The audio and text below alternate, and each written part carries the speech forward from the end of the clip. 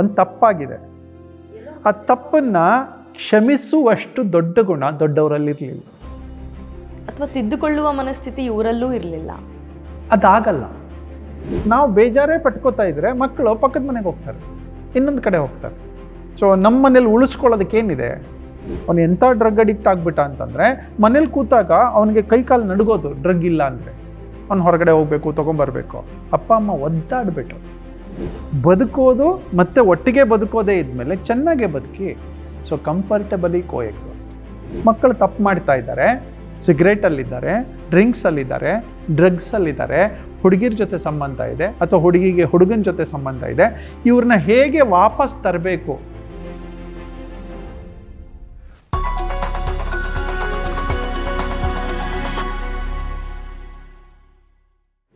ನನಗೆ ಒಂದು case history ಇದೆ. ಒಬ್ಬರು ಚೆನ್ನಾಗಿ ದುಡಿತಾ ಇದ್ರು. ದುಡಿಯುವಾಗ ಅದರ ಜೊತೆಗೆ ಏಜ್ ಇದ್ದರೆ ವೈಸಸ್ಸು ಬಂದ್ಬಿಡುತ್ತೆ. ವೈಸಸ್ ಅಂತಂದರೆ ಸಿಗರೇಟು, ಡ್ರಿಂಕ್ಸು, ಅದರ ಶೋಕಿಗಳೇನೇನು ದುಡಿಮೆಯ ಶೋಕಿಗಳಿದೆ ಅದು ಬಂದ್ಬಿಡುತ್ತೆ.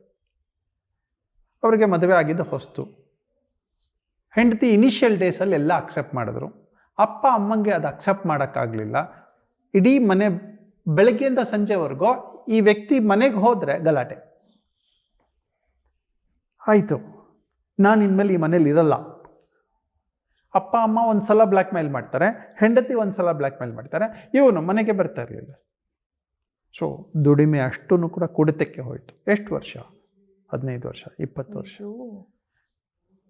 ಅಪ್ಪ ಅಮ್ಮ ಸತ್ತರು, ಅಪ್ಪ ಹೋದರು.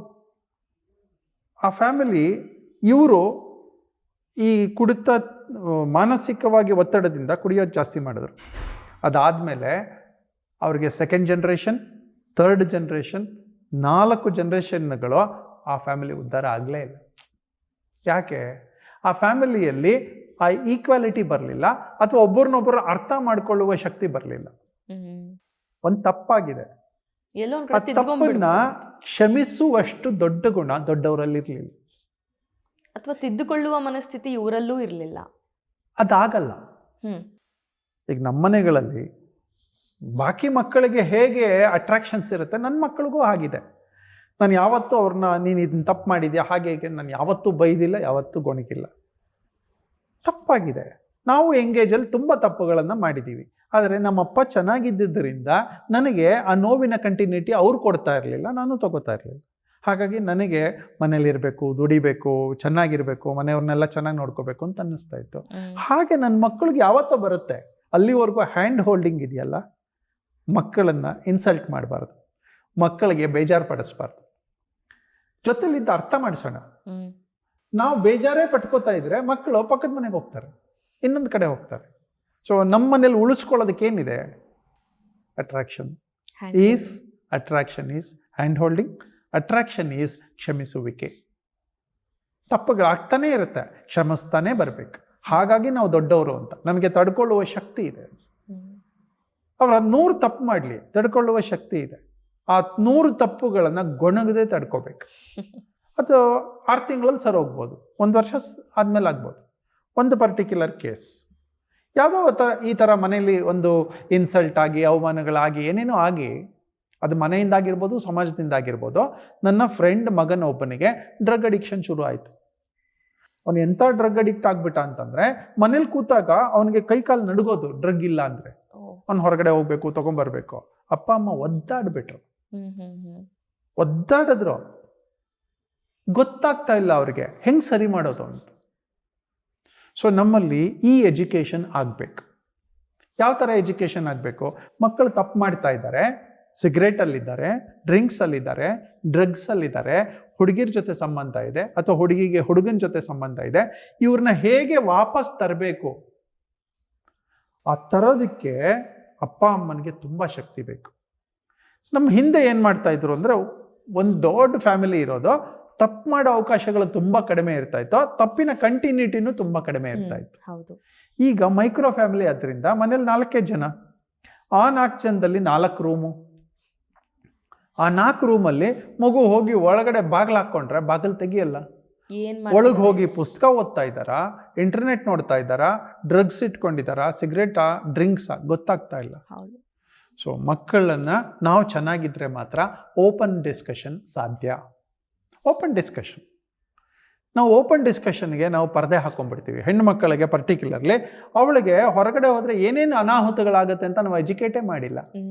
ಹೆಣ್ಣು ಮಕ್ಕಳಿಗೆ ಏನೇನು ರಿಸ್ಕ್ಗಳಿದೆ, ಎಷ್ಟು ಕೇರ್ ತಗೋಬೇಕು, ಗಂಡು ಮಕ್ಕಳು ಏನೇನು ತಗೋಬೇಕು ಅರ್ಥ ಆಗಿಲ್ಲ.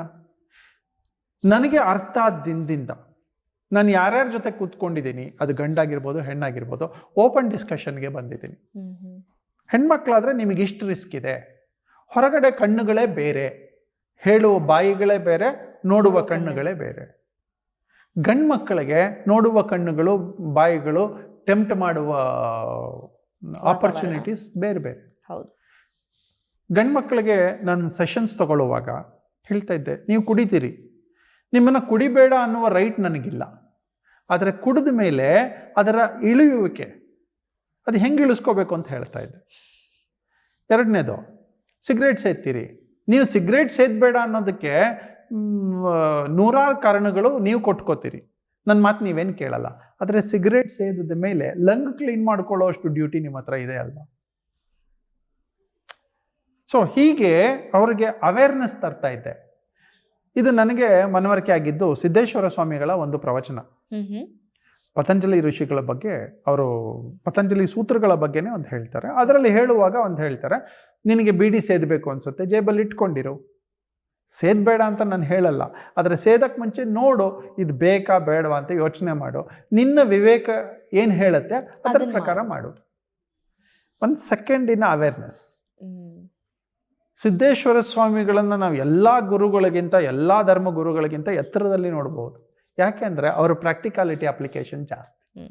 ಸೊ ಹಾಗೆ ಅಪ್ಪ ಅಮ್ಮ ಯಾವಾಗಲೂ ತುಂಬ ಒಂದೇ ಸೆಕ್ಟರಲ್ಲಿ, ಅಂದರೆ ದೇವರ ಪೂಜೆ ಮಾಡು, ದೇವಸ್ಥಾನಕ್ಕೆ ಹೋಗು, ಒಳ್ಳೆಯ ವಿಷಯಗಳನ್ನೇ ನೋಡು, ಇಂಥದ್ದೇ ಮಾಡು, ಹೀಗೆ ಚೌಕಟ್ಟು ಹಾಕಿ ಕೊಡಬಾರ್ದು. ಆ ಚೌಕಟ್ಟಿನ ಆಚೆ ಮಕ್ಕಳನ್ನು ಬಿಡಬೇಕು, ಜೊತೆಲಿರಬೇಕು.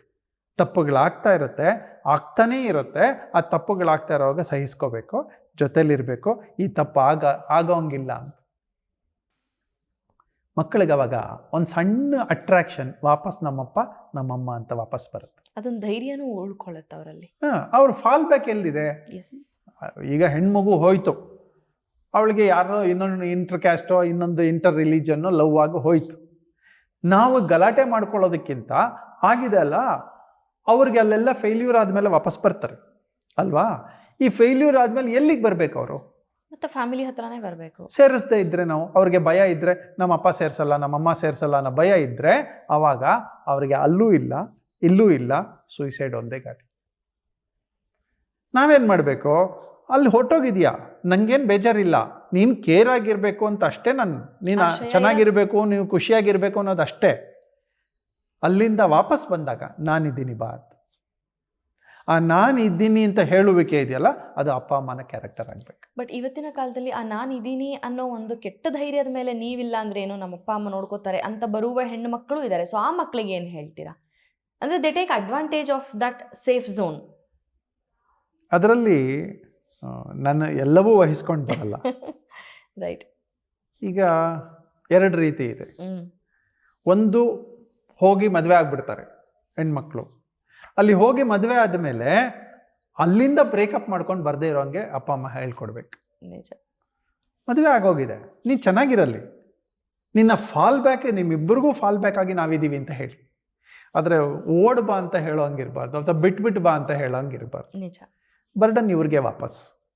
ಅಪ್ಪ ಅಮ್ಮ ಸ್ವಲ್ಪ ವರ್ಷ ಇರ್ತಾರೆ, ಅವ್ರು ಹೋಗ್ತಾರೆ, ಆಮೇಲೆ ನೆಕ್ಸ್ಟ್ ಯಾರಿದ್ದಾರೆ. Right. So fall back. Suppose ಮದುವೆನೇ ಆಗಿಲ್ಲ, ಹಂಗೆ ಕೈ ಕೊಟ್ಬಿಟ್ಟ, ಅವಳೋ ಕೈ ಕೊಟ್ಟಳು, ವಾಪಸ್ ಫಾಲ್ ಬ್ಯಾಕ್ ಏನಿದೆ ಇವರಿಗೆ? ಹಾಗಾಗಿ ಫ್ಯಾಮಿಲಿ ಹೆಲ್ತಲ್ಲಿ ಇವೆಲ್ಲವೂ ಇರುತ್ತೆ. ಇಷ್ಟು ಮೈಕ್ರೋ ಕೇರ್ಸ್ ಇರುತ್ತೆ. ಬೆಳಗ್ಗೆಯಿಂದ ಸಂಜೆವರೆಗೂ ನಮ್ಮ ಸುತ್ತ ಈ ಥರದ್ದು ಬೇಕಾದಷ್ಟು ನಡೀತಾ ಇರುತ್ತೆ.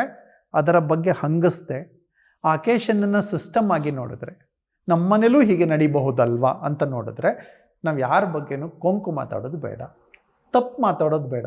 ಅವ್ರು ಹಂಗೆ ಆಗ್ಬಿಟ್ರಂತೆ, ಇವ್ರು ಹಂಗೆ ಆಗ್ಬಿಟ್ರಂತೆ, ನಮ್ಮನೆ ದೋಸೆನೂ ತೂತೇನೆ. ಸೊ ಫ್ಯಾಮಿಲಿಯನ್ನು ತುಂಬ ಚೆನ್ನಾಗಿ ಇಟ್ಕೊಳ್ಳೋದು is one part of A beautiful growth. Beautiful growth ಚೆನ್ನಾಗಿದೆ.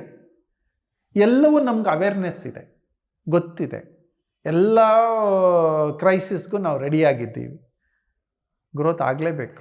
ದಿಸ್ ಅ ಬ್ಯೂಟಿಫುಲ್ ಇದು ಎಕ್ಸಾಂಪಲ್ ನೀವು ಹೇಳಿದ ಅಥವಾ ಡೆಫಿನಿಷನ್ ಅಂತ ಹೇಳ್ಬೋದು. ಗ್ರೋತ್ ಅಂದ ಕೂಡಲೇ ನಾವು ಅದನ್ನ ಲೈಮ್ ಲೈಟ್ ಅಂತಾನೆ ಅನ್ಕೋತೀವಿ. ಅಂದರೆ ನಾಲ್ಕು ಜನದ ಮಧ್ಯೆ ಚೆನ್ನಾಗಿ ಒಳ್ಳೆ ಹೆಸರು ತಗೊಳ್ಳೋದು, ದುಡ್ಡು ಮಾಡೋದನ್ನೇ. ಆ ಗ್ರೋತ್ ಅಂದರೆ ಆ ಫ್ಯಾಮಿಲಿಯ ಕಾಂಟ್ರಿಬ್ಯೂಷನ್ ಅನ್ನೋದನ್ನ ತುಂಬ ಚೆನ್ನಾಗಿ ಹೇಳಿದ್ರಿ. ನಮ್ಮ ಮನೆಗೆ ನೀವು ಎಷ್ಟೋ ಸಲ ಬಂದಿದ್ದೀರಿ. ನಮ್ಮ ಮನೆ ಒಳಗಿರೋರಲ್ಲೂ ನಾ ಬಾಂಧವ್ಯ ಬೆಳೆಸಿದ್ದೀನಿ. ನಿಜ. ನಮ್ಮ ಮನೆಗೆ ಬರ್ತಾರಲ್ಲ ಅವ್ರನ್ನೂ ಚೆನ್ನಾಗಿ ಬೆಳೆಸಿದ್ದೀನಿ. ಅಂದರೆ ಆ ವಾತಾವರಣವನ್ನು ನಿರ್ಮಾಣ ಮಾಡಿದ್ದೀನಿ. ಅಲ್ಟಿಮೇಟ್ಲಿ ನಂದೊಂದು 3 ಫಿಲಾಸಫಿ ಇದೆ. ಯು ಹ್ಯಾವ್ ಟು ಎಕ್ಸಿಸ್ಟ್, ಅಂದರೆ ಬದುಕಬೇಕು ನಾವು, ಅಲ್ವಾ? ಮನೆ ಮತ್ತು ಸಮಾಜ ಮತ್ತು ಬಿಸ್ನೆಸ್ಸು ಅಥವಾ ಪ್ರೊಫೆಷನ್ ಆದರೆ ಅವರ ಜೊತೆಲೂ ಬದುಕಬೇಕು. ನಿಜ. That is called coexist. Exist, coexist. ಬದುಕೋದು ಮತ್ತು ಒಟ್ಟಿಗೆ ಬದುಕೋದೇ ಇದ್ಮೇಲೆ ಚೆನ್ನಾಗೇ ಬದುಕಿ. So comfortably coexist. Exist, coexist, comfortably coexist. So ಬೆಳವಣಿಗೆ ಏನಂದರೆ, ನಿನ್ನೆ ಇದೇ ವಿಷಯಕ್ಕೆ ಇರಿಟೇಟ್ ಆಗ್ತಾ ಇದ್ದೆ, ಇವತ್ತಾಗಲ್ಲ. ಈ ವಿಷಯಕ್ಕೆ ಕೋಪಿಸ್ಕೋತಾ ಇದ್ದೆ, ಇವತ್ತು ಕೋಪಿಸ್ಕೊಳ್ಳಲ್ಲ. ಈ ವಿಷಯಕ್ಕೆ ಬೈತಾ ಇದ್ದೆ, ಇವತ್ತು ಬೈಯಲ್ಲ. ಇದೆಲ್ಲವೂ ದಿಸ್ ಈಸ್ ಕಾಲ್ಡ್ ಗ್ರೋತ್. ಮನಸ್ಸು ಎತ್ತರಕ್ಕೆ ಬೆಳೆದ ಹಾಗೆಲ್ಲ ದಟ್ ಈಸ್ ಕಾಲ್ಡ್ ಗ್ರೋತ್. ಒಳ್ಳೆ ಬಟ್ಟೆ ಹಾಕೊಂಡ್ಬಿಟ್ಟೆ, ಬ್ರ್ಯಾಂಡೆಡ್ ಬಟ್ಟೆ ಹಾಕೊಂಡ್ಬಿಟ್ಟೆ, ದಟ್ ಗ್ರೋತ್ ಅಲ್ಲ. ಒಳ್ಳೆ ಗಾಡಿ ತೊಗೊಂಡ್ಬಿಟ್ಟೆ, ಒಳ್ಳೆ ಫೋನ್ ಇಟ್ಕೊಂಡ್ಬಿಟ್ಟಿದ್ದೀನಿ, ಅದು ಗ್ರೋತ್ ಅಲ್ಲ. ಅದು ಯಾರ್ದೋ ದುಡ್ಡದು, ನಮ್ದಲ್ಲ. ಸೊ ಒಟ್ಟಿಗೆ ಬೆಳೆಯೋದಿದೆಯಲ್ಲ, ಅದೇ ಬದುಕು. Beautifully explained. Thank you so much. ಎಷ್ಟೋ ಮನ್ಸುಗಳಿಗೆ ನೆಮ್ಮದಿ ಸಿಕ್ತು. ಎಷ್ಟೋ ಮನ್ಸುಗಳಿಗೆ ಹೌದಲ್ವಾ, ನಮ್ಮಲ್ಲೂ ಹಿಂಗೆ ಆಯ್ತಲ್ವಾ, ನಾನು ಇನ್ಮೇಲೆ ಹೀಗೆ ಮಾಡ್ಬೋದಲ್ವಾ ಅನ್ನೋ ರೆಕ್ಟಿಫಿಕೇಷನ್ಗೆ ಚಾನ್ಸಸ್ ತುಂಬ ಇದೆ. ಮನೆ ಒಳಗಡೆ ಅಡ್ವೈಸ್, ಬೆಳಗ್ಗೆ ಎದ್ದರೆ ರಿನ್ಯೂವಲ್ ಆಫ್ ರಿಲೇಷನ್ಶಿಪ್ ಮಾಡ್ಕೋಬೇಕು. ಇಡೀ ಮನೆ renewal of relationship is 1 hug, 1 coffee with them. ಏನು ಮಾಡಿದ್ರು ಒಟ್ಟಿಗೆ ಇದ್ದೀವಿ ಅಂತ ತೋರಿಸ್ಕೊಳ್ಳೋಕ್ಕೆ. ಇನ್ ಕ್ರೈಸಿಸ್ ಅವ್ರ ಜೊತೆಲಿರೋದು, ಇನ್ ಖುಷಿ ಅವ್ರ ಜೊತೆಲಿರೋದು. ಯಾರಿಗೋ ಒಬ್ರಿಗೆ ಏನೋ ಅಚೀವ್ ಮಾಡಿದ್ದಾರೆ, ನಾವೆಲ್ಲ ಸೇರ್ಕೊಂಡು ಸೆಲೆಬ್ರೇಟ್ ಮಾಡಬೇಕು. ಯಾರಿಗೋ ಒಬ್ರು ಕ್ರೈಸಿಸ್ ಬಂದಿದೆ, ನಾವೆಲ್ಲರೂ ಸೇರ್ಕೊಂಡು ನಿನ್ನ ಜೊತೆಲಿ ನಾವು ಇದ್ದೀವಿ ಅಂತ ಹೇಳುವಂಥದ್ದು. ಇದನ್ನು ಯಾರ್ಯಾರು ಮಾಡ್ಕೊಂಡು ಬರ್ತಾರೆ ಅವರಿಗೆ ಲಾಂಗಿವಿಟಿ ಆಫ್ ಸಕ್ಸಸ್ ಯಾವಾಗಲೂ ಇರುತ್ತೆ. ಮನೆ ಚೆನ್ನಾಗಿದೆ, ಹೊರಗಡೆ ಚೆನ್ನಾಗಿರ್ತಾರೆ. ಮನೆ ಚೆನ್ನಾಗಿಲ್ಲ, ಹೊರಗಡೆ ಅವರು ಬಾರ್ಸಲ್ಲೇ ಇರ್ತಾರೆ. Beautiful explain. Thank you very much. Thank you.